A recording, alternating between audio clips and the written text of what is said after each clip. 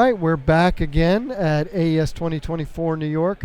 I'm talking to Mike from Magewell. Mike, thanks for joining us. Thanks for having me. Of course. Now, I have to say, Magewell is known as a video company primarily. Yep. But during the pandemic, everybody had a pivot in one way or another, and we were helping productions get online with video. And so your encoders and your USB capture devices came to our attention. Okay. The user interface is among the most polished of any professional gear I've ever used. We like to think so, and it's great to get that feedback. And that's really what caught my eye. Yep. And so I'm excited to be talking to Magewell.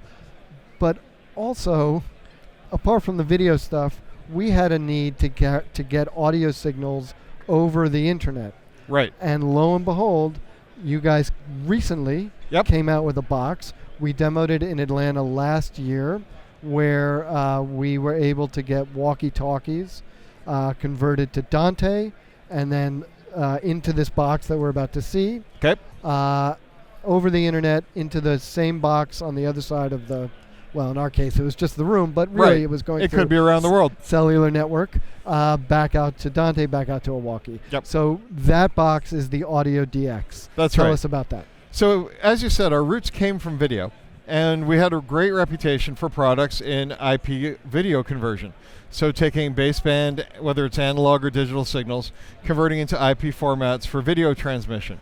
But there was a lot of demand, as you said, for doing the same thing with audio. So we took a lot of the expertise we had there, learned a lot more about, became Dante experts and everything else, AES 67.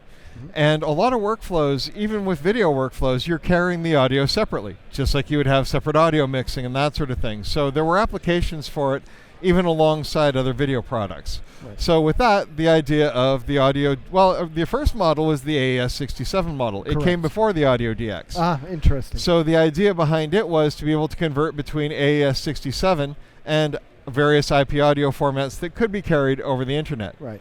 The next logical step for us, obviously Dante is so dominant in the market, was the Dante model. And that's what the Audio DX was. So it's part of the ProConvert family. All of these are standalone, so you don't need a computer to operate these, other than if you want to configure them. You can connect it to a web interface, and we'll show you that in a second, just to set them up. But this is really like the universal translator of audio devices. So it can take Dante audio in or out. It can take NDI audio in or out. It can take SRT audio in or out, and that's the big one for remote production, because that's resilient for transferring over the internet, even when you got performance interruptions. It's how low we're latency. Going live now. Yeah, perfect. Absolutely, yep. It's low latency, but it's robust enough for a remote production environment. Right. And you can connect analog audio as well, unbalanced or balanced, to convert it to any of these formats too. I mean, there are those people that will see this as nothing but Dante to analog and be completely happy. Exactly. But it does so much more. Well, that's exactly it. I mean, we sell this to two different kinds of customers. One has a very specific application, like you said, analog to Dante or vice versa. They'll set it up in the studio, possibly never touch it. Right. We also have the guys, though, that are going out, and doing field productions.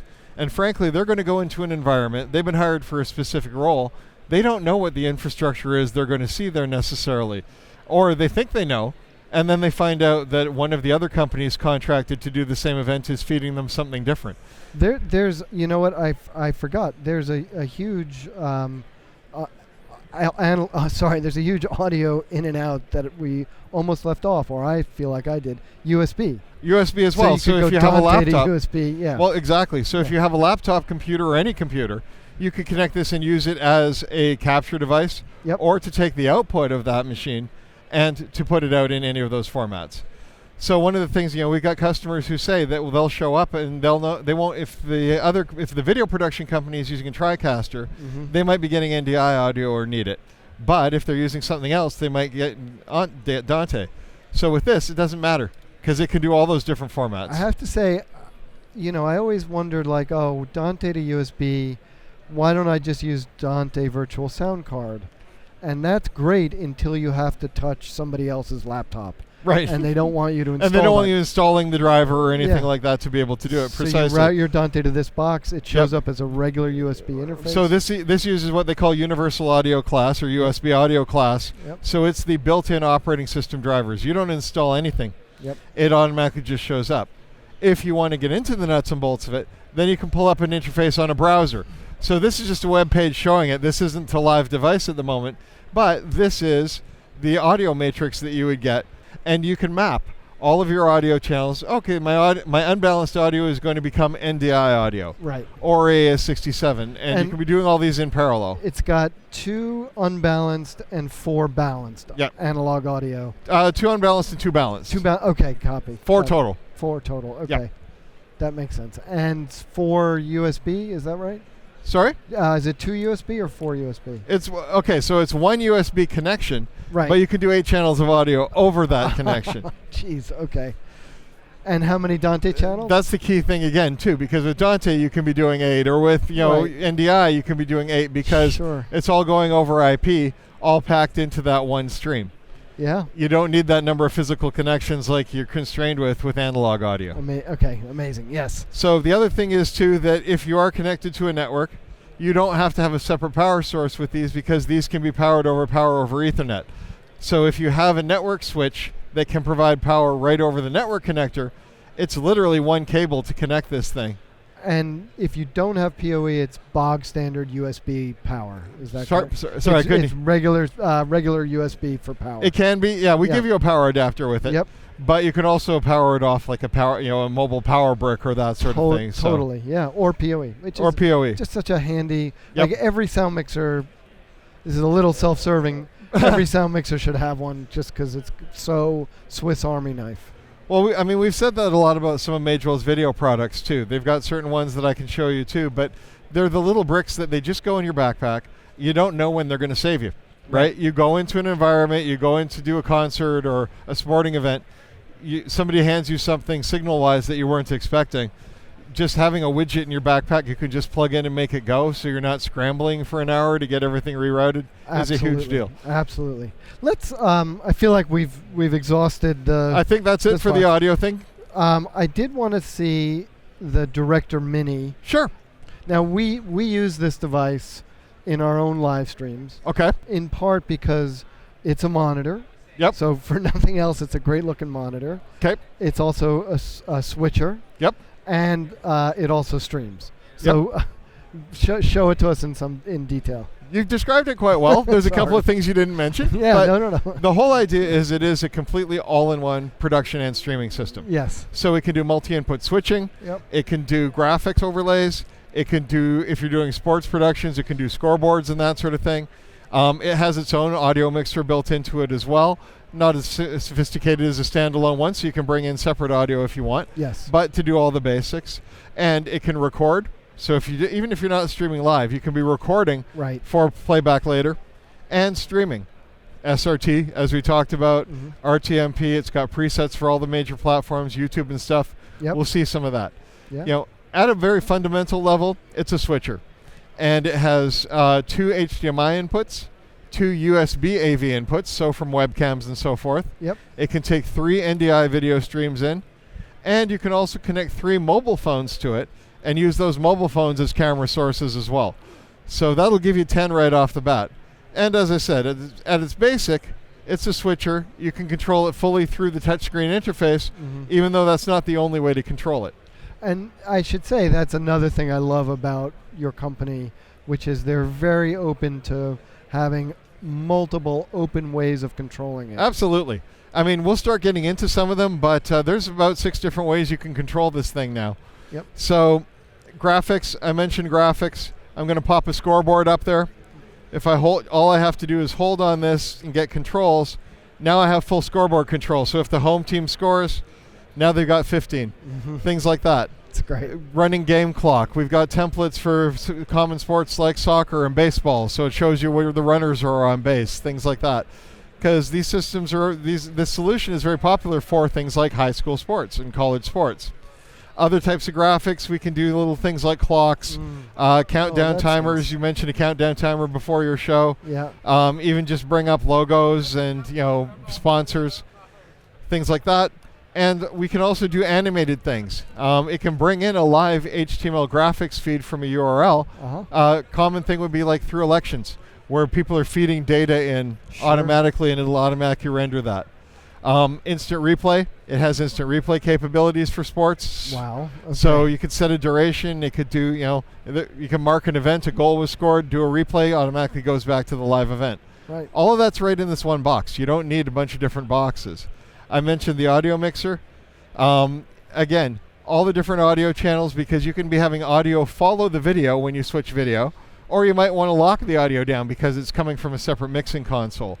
So you can take all of that, but if you're bringing in from different video sources, you might have different levels coming in, things like that. You can control all of that here to get the mix that you want. And I like the idea that it's not going to replace a standalone audio mixer. That's not the intent at all. Right. But you don't need the standalone audio mixer necessarily if you don't, you're out there doing a production by yourself. It can be hard having all these different devices to control. Sure. If you have a small crew, you can set it up however you want. Or if the audio is coming embedded with the video, you have a way to control that. Precisely. You don't have to de-embed it, send it to your mixer, bring it back in. So that's Director Mini in a nutshell. It's great. We just released, now one of the things that's really powerful about it is we have firmware upgrades for it all the time. Oh yeah. We launched this thing about a year and a couple of months ago. We've already done 4 major upgrades. Yep. The one we just released about 3 weeks ago was the biggest one yet. 50 new enhancements to it, which is a ton. And one of the things we did, we always adding new features. This time we went back and really started refining them again to make them even easier to use. The first year of the product's life, let's get as many features out there as we can because the users need them. Now let's start polishing it up a bit more. So as a perfect example, you've always been able to mix all these switch between all these video sources, and you can layer them too. You're not just switching between them. But if you wanted to have like a quad split of 4 different sources, you manually created a scene with the 4 different regions and then launched it. That would take you a few minutes. It was pretty easy. But now we've put in presets to make it even easier. So now if you're going to do you could just pick, I want a quad split. Right. And it will automatically build that automatically for you. You just pick which source you want in each corner, and off you go. This is the kind of thing we've done with the latest upgrade to make it even easier to change these things on the fly. One of the upgrades I like that I think particularly our customers that do video assist, that have to stream to third-party services will appreciate. Yep. You partnered with Speedify. That's right. And so it is bonding. You can bond Ethernet, cellular, you tell me. So with Director Mini, so it has both wired Ethernet and Wi-Fi built into it, and you can plug in an optional cellular modem. Yep.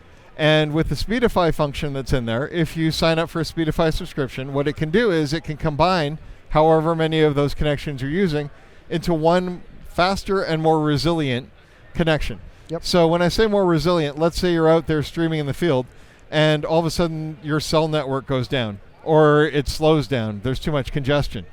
If you were only reliant on that, then all of a sudden you would have a problem because now you're not getting enough bandwidth to put your stream out. But with the Speedify technology bonding in there, it will actually connect all of those together and it will automatically adjust. I'm going to put more over the Wi-Fi and less over the cell to save you data. Oh, the Wi-Fi is congested, now I'm going to use more of the cell to make sure you have that resilient stream. Yeah, I think it's great. Mike, I can talk to you all day about Magewell. Yep. I want to show you one more thing, and I promise it'll only take a minute. Let's do it. Now, where Magewell started, before all the IP conversion and things like that, was capture devices. Yep. And these became very popular, especially in the pandemic. People needed to get video signals into Zoom, things like that. Absolutely. Our USB capture dongles have been known as the easiest and most reliable way to get video into software. I concur. Now, up until very recently, they capped out over USB at 4K at 30 frames a second with 420 chroma subsampling because that's all you could push over a USB bus. Well, USB buses have gotten faster, so have we. This is a brand new model we released last month called the USB Capture HDMI 4K Pro. It's everything everybody knows about the dongles, except now it can actually connect over a USB 3.2 Gen 2x2 interface at 20 gigs a second. What does that mean? You can now do 4K at 60 frames a second with 444 colors, so you're not subsampling the color anymore. Wow, that's so for our video assist customers again. That's huge. That's huge because before, if you wanted to do those higher frame rates with 4K, you needed one of our internal cards, which means you needed a desktop computer or something. Wow. Now you can do that on a laptop. Just plug this in as an external device.